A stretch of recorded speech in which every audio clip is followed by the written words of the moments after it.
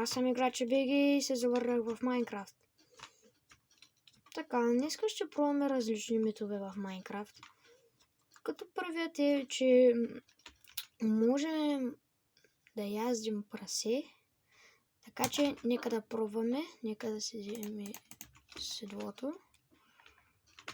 Къде отиваш, братле? Така.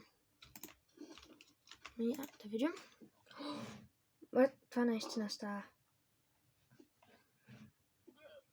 наистина става. Окей. Така, за втория мит ще ни е нужна крава и ни такова. И наковалня. Така. Като пишем следното. Динер. Бон.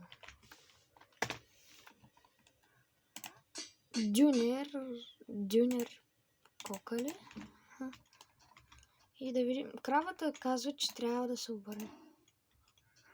What? И като брат, тя ходи по гръб. What?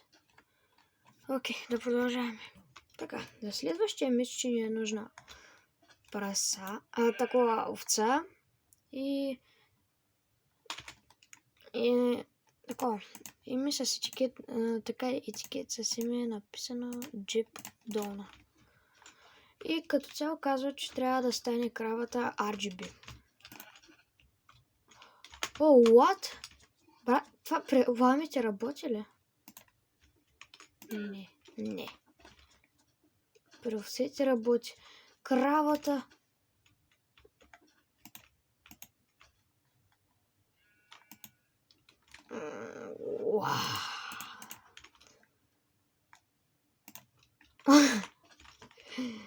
Бас якото.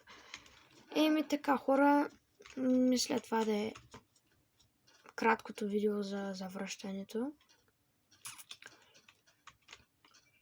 И да.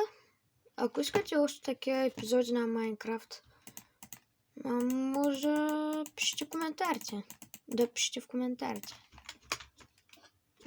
И да. Аз бях играч Беги и чао.